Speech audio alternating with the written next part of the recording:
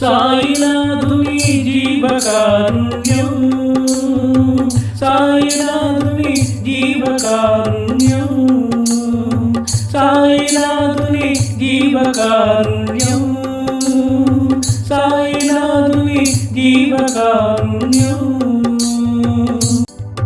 సాయినాథుని జీవకారుణ్యం, సాయినాథుని జీవకారుణ్యం, సాయినాథుని జీవకారుణ్యం, సాయినాథుని జీవకారుణ్యం.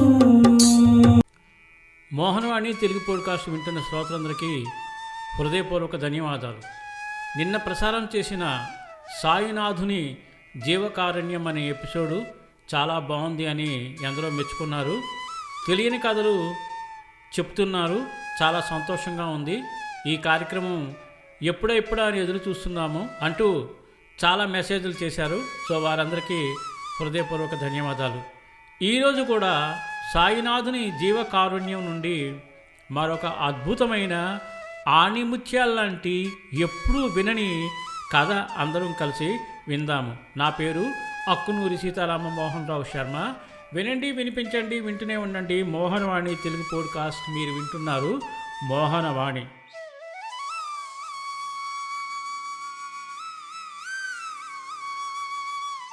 మైసూరులోని సాయి మందిరపు పూజారి శ్రీ వెంకటనారాయణ రాజు. ఈయన వయోవృద్ధుడు. రమణుల వలన వెంకటనారాయణ రాజు గారు భక్తి మార్గంలోనికి వచ్చారు. ఒకరోజు ఒక పిచ్చుక సాయి మందిరంలోనికి వచ్చింది. సాయిబాబా తొడపై వ్రాలింది. చిక్క చిక్క మని శబ్దం చేస్తోంది.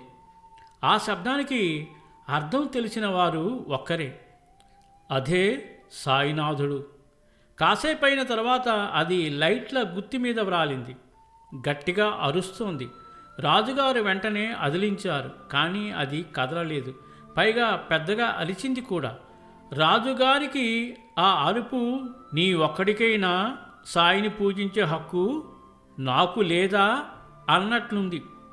మహనీయుల దృష్టిలో ప్రాణులంతా ఒక్కటే. మానవుల వలె పశుపక్షాదులు కూడా వారికి చేరువ అవుతాయి, సేవిస్తాయి, పరవశిస్తాయి. అందుకే జంతుజాలాలన్నీ అంటున్నాయి, మేము తగువారము కామా అని. అద్భుతం.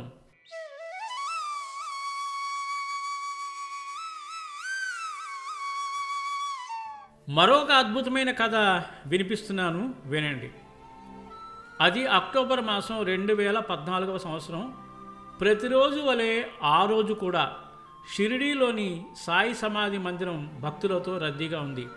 ఎవరూ ఊహించిన విధంగా ఒక వానరము ప్రధాన ముఖద్వారం నుండి సమాధి మందిరంలోనికి ప్రవేశించినది.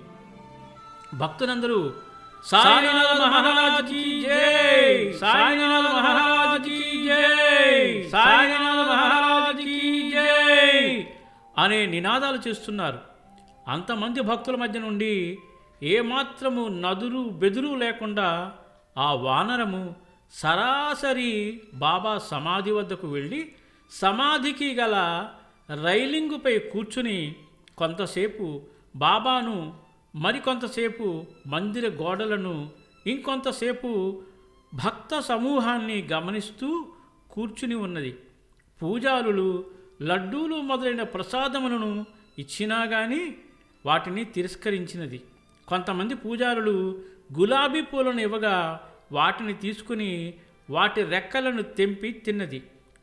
సుమారు 10 నిమిషాల తర్వాత మందిరము నుండి బయటకు వెళ్ళగా దానిని చూడడానికి భక్తులు వెంటపడినా కానీ ఏమాత్రం బెదరక నిదానముగా నడక సాగించింది.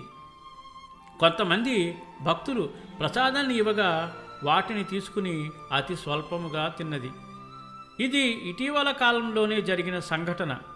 మానవులకే కాదు, జంతువులు సహితము మహనీయులను, దేవుళ్లను దర్శించాలని, వారి ఆశీస్సులు పొందాలని తపన వాటికి కూడా ఉంటుందన్న విషయం మనకు తెలుస్తోంది. రచయిత గారికి హృదయపూర్వక ధన్యవాదాలు. చాలా చక్కటి విషయాల్ని సేకరించి చాలామందికి తెలియని అద్భుతమైన ఈ కథలు వినిపించినందుకు మా మోహనవాణి శ్రోతలందరి తరపున మీకు హృదయపూర్వక ధన్యవాదాలు తెలియజేస్తున్నాను. ఇంతటి అద్భుతమైన రచన మనకు అందించిన ఆ రచయితలకు ఇంకొద్దిగా మనం ప్రోత్సాహాన్ని ఇవ్వాలంటే తప్పకుండా ఈ కథలు విన్న తర్వాత మీరందరూ లైక్ చేయాలి, అలాగే ఎక్కువ మందికి షేర్ చేయాలి, మీ విలువైన కామెంట్ని కూడా చేయండి. మళ్ళీ వచ్చే గురువారం శుక్రవారం సాయినాథుని జీవకారుణ్యంలో ఇంకా అద్భుతమైన ఆశ్చర్యకరమైన కథలు ఎన్నో ఉన్నాయి. అన్నీ చెప్పుకుందాం, విందాం, తరిద్దాం. అంతవరకు ఓం సాయిరాం, ఓం సాయిరాం, ఓం సాయిరాం. సర్వే జనా సుఖినో భవంతు. ధన్యవాదాలు. సాయినాథుని జీవకారుణ్యం, సాయినాథుని జీవకారుణ్యం, సాయినాథుని జీవకారుణ్యం.